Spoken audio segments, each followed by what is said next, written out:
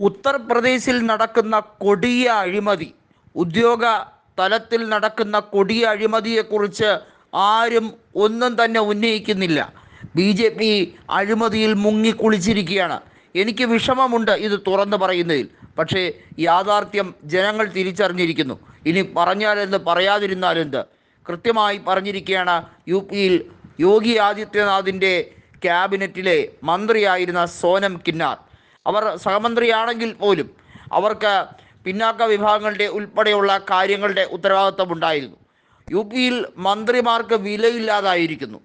U പിയിൽ മുഖ്യമന്ത്രിയേക്കാളും അധികാര പദവി എല്ലാം തന്നെ ഉദ്യോഗ വൃന്ദങ്ങൾക്കാണ്. അവരാണ് കാര്യങ്ങൾ തീരുമാനിക്കുന്നത്.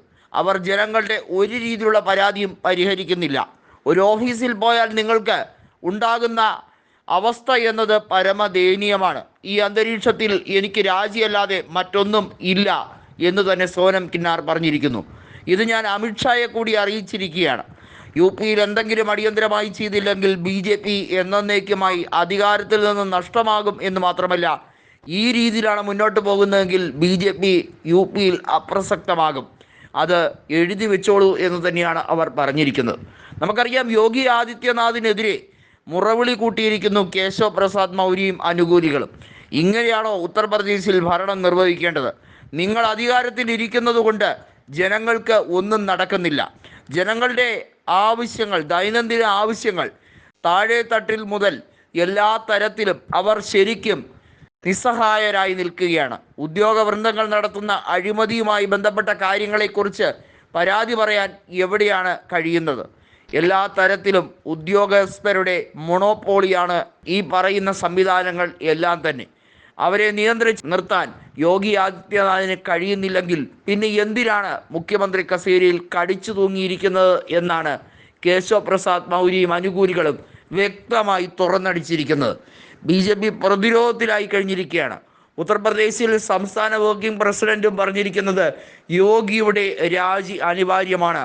എന്നാൽ BJPയുടെ ദേശീയ നേതൃത്വം തൽക്കാലം യോഗി രാജിവെക്കേണ്ട കാര്യമില്ല, അങ്ങനെ വന്നാൽ തിരിച്ചടിയേകും യു പിയിൽ BJPക്ക് എന്നാണ് പറയുന്നത്. പക്ഷേ അങ്ങനെയല്ല. യു പിയുടെ മാത്രമല്ല, ഉപതെരഞ്ഞെടുപ്പുകളിൽ ദേശീയ വ്യാപകമായി BJPക്ക് ഉണ്ടായ കനത്ത തിരിച്ചടി സൂചിപ്പിക്കുന്ന ഒരു കാര്യമുണ്ട്. BJPയുടെ ആധിപത്യം നഷ്ടപ്പെട്ട് കഴിഞ്ഞിരിക്കുന്നു. ഇക്കഴിഞ്ഞ ലോക്സഭാ തെരഞ്ഞെടുപ്പിൽ യു പിയിൽ മാത്രമായി 35-ലധികം സീറ്റുകൾ നഷ്ടപ്പെട്ട് കഴിഞ്ഞിരിക്കുന്ന സാഹചര്യം അത് നികത്താനാകാത്ത നഷ്ടം തന്നെയാണ്. വളരെ വൈകാതെ തന്നെ വീണ്ടും BJPയുടെ സീറ്റ് നില 10-ന് താഴേക്ക് പോകാൻ സാധ്യതയുണ്ട്.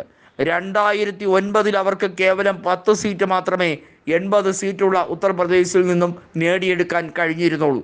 എന്നാൽ 2029 ആകുമ്പോഴേക്കും BJP അതിനേക്കാൾ ഗതികേടിലേക്ക് എത്തും എന്ന് തന്നെയാണ് വിദഗ്ധർ പറയുന്നത്. അങ്ങനെ സംഭവിച്ചാൽ പിന്നെ അധികാരം പോയിട്ട് പ്രതിപക്ഷത്ത് ഇരിക്കുന്ന കാര്യത്തിൽ പോലും സംശയം വരും. ജനങ്ങൾ കണക്കിന് കൊടുത്തിരിക്കുന്നു. അത് തിരിച്ചറിയാൻ പോലുമുള്ള ശേഷിയില്ലെങ്കിൽ പിന്നെ നിങ്ങൾ എന്തിന് കടിച്ചു തൂങ്ങിയിരിക്കുന്നു എന്ന കൃത്യമായ നയമാണ് ഇപ്പോൾ ഉത്തർപ്രദേശിൽ യോഗിക്കെതിരെ BJP പ്രവർത്തകർ വരെ പറയുന്നത്. മോദിക്കും അമിത്ഷായ്ക്കും കൃത്യമായിട്ടുള്ള ഒരു തിരിച്ചടി തന്നെയാണ് ഇപ്പോൾ യോഗിയുടെ ഈ അവസ്ഥയിൽ നിന്നും ബോധ്യപ്പെട്ട് കഴിഞ്ഞിരിക്കുന്നത്. കെജ്രിവാൾ പറഞ്ഞതുപോലെ യോഗിയുടെ കസേര ഇളകും എന്നതിൽ ഒരു തർക്കവുമില്ല താനും.